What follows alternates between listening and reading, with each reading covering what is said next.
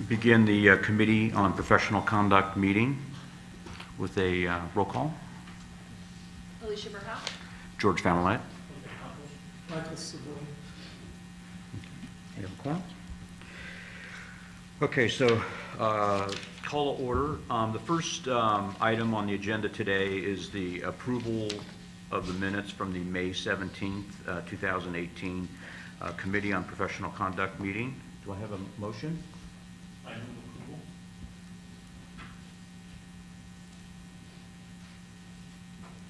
approval. I wasn't here. I could second it. I just can't vote. Okay. If you've read it. Yeah, I read it, but all right, fine, I'll second. Okay, so we have a second? Call for a vote? Alicia Burhow, Abstain.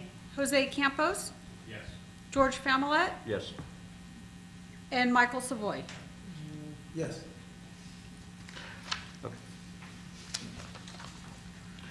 Okay, the next item, we have a discussion item on the requirement or proposed requirement to require licensees residing outside the United States to provide a valid and current email address and telephone number. I believe Mr. Franzella is going to comment on that item. Thank you. So again, the purpose of this item, what we're requesting is to determine if the CBA supports a potential legislative change that would require individuals residing outside of the United States or its territories to provide a valid and current email address and telephone number to be used as a method of communication to assist in serving documents such as accusations and initial pleadings. On page 2 of your materials, near the bottom and carry on to page 3, we identified that there were recently 2 matters where we've had difficulty in servicing out of country or serving documents out of country. We have seen an uptick in more disciplinary matters with individuals with out-of-country addresses or who are residing out of country. And as of now, we ran a report, and we have about just over 2,000 licensees who reside outside of the United States or its territories. So it's not a significant population, but it is a large population, and we do see enforcement actions that are starting to occur with these individuals. And service out of country is very difficult. Has proved incredibly problematic, especially if we're seeking a default. Showing legal sufficiency of service, as if members may recall, I think it was back in May, we had to pull a closed session matter because we determined that it was legally insufficient in service, and we were able to reserve via email and consent. So what we're proposing here is, as part of the sunset review process, the Sunset Committee, the legislature as a whole, really want to help the board in addressing any of its issues or concerns.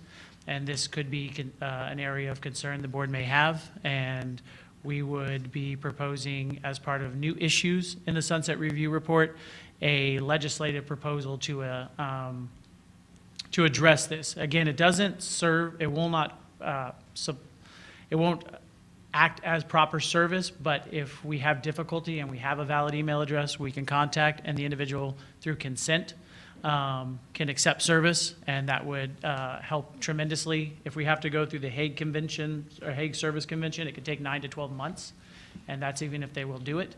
So it could considerably slow down processes related to the board's enforcement if we're having to deal with an out-of-country individual. If the board were to support pursuing this legislative change, we would we understand there's logistical issues in determining current and valid email addresses, and we will work with our IT staff to come up ways to address that issue. We would also have to develop legislative language, and we would work with DCA Legal Counsel and the AG's office in forming a legislative proposal for the board's review, and address any additional concerns that members may have. And we will either bring this as a standalone item, or it may be folded into our sunset review the next time around, because that's ultimately the vehicle we'll use to address this concern with the legislature. So with that, staff do recommend that the board support this policy or this legislative change. And I'm happy to turn it back over to the chair and answer any questions members may have. Questions from the members? I have a question. So are these accountants, are they practicing? Or are they out of the country, they're just not practicing here in California at all, but we can't get a hold of them? They are practicing. We see it a more common now, or it seems to be relatively common. Individuals are practicing before the SEC and the PCAOB, I see. and they're living out of country, and they're servicing a client who's registered with the SEC. And so that's kind of where some of our, actually, I believe all of our out-of-country discipline tends to stem from there, as kind of a reciprocal discipline as a result of an SEC or PCAOB matter. And have other states, have other states had to do this, put this legislative fix in? I don't know about the other states. We focus mainly, we have a pretty restrictive APA as well as our civil code of procedures that deal with how to serve. So I'm not sure if other states have the same issue to determine legal sufficiency of service. Interesting.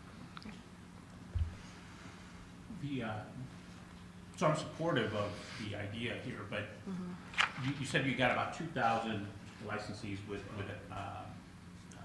non-US mailing addresses.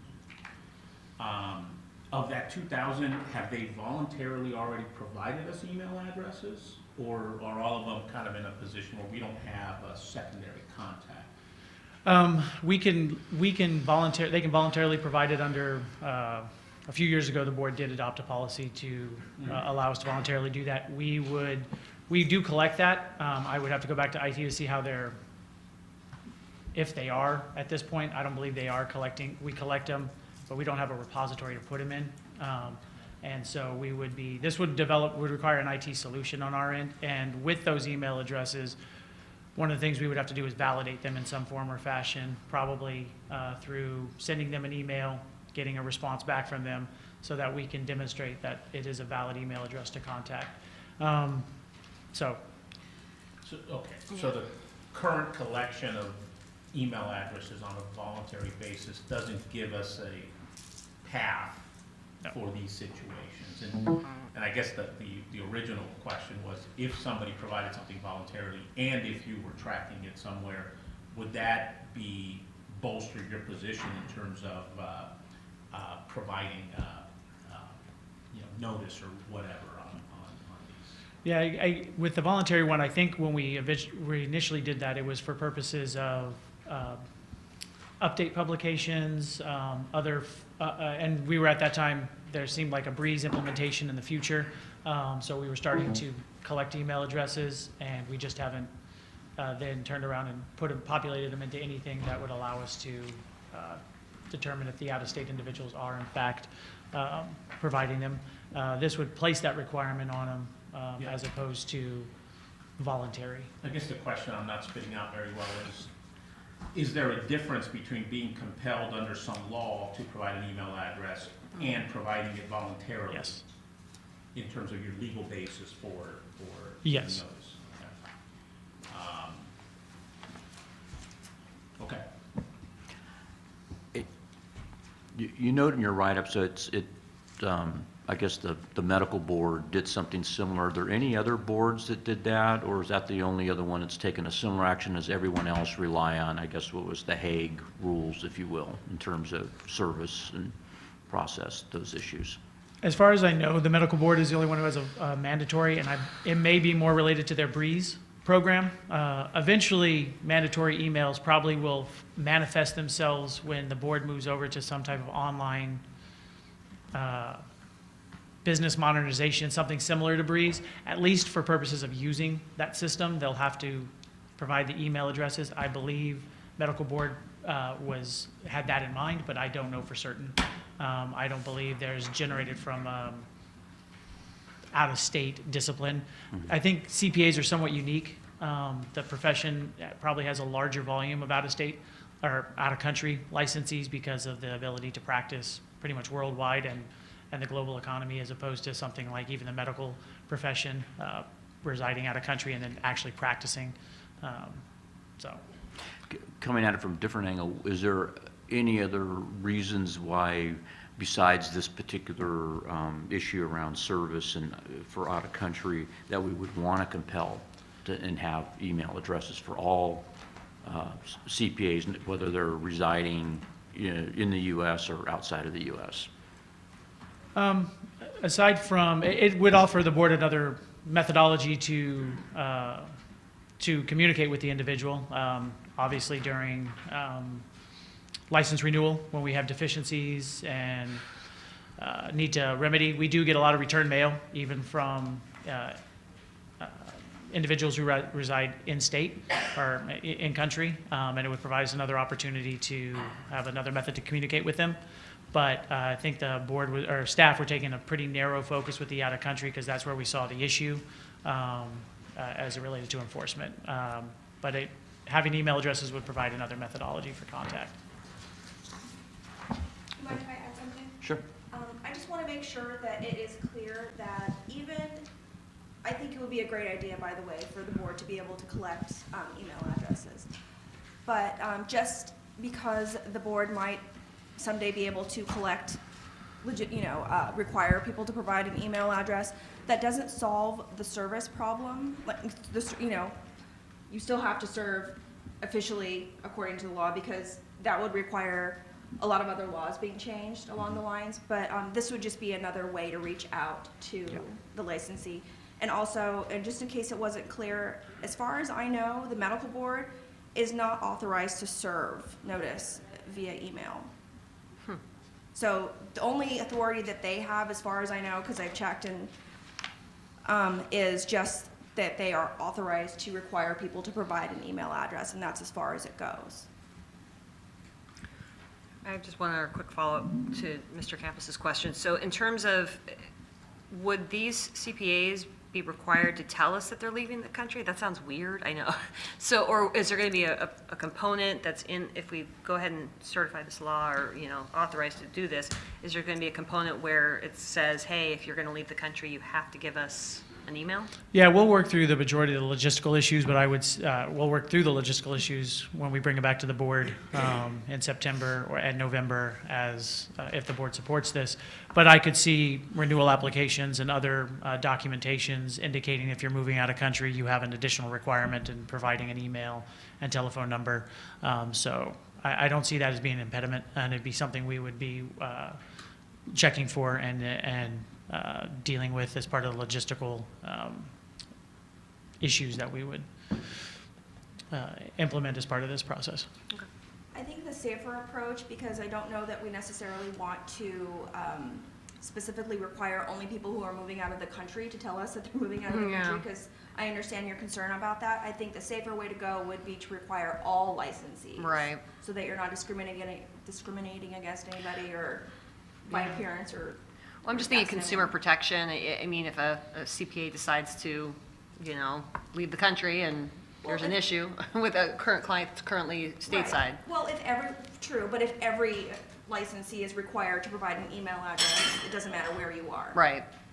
So it encompasses everybody. Okay. Which I think would be better and safer from a legal perspective.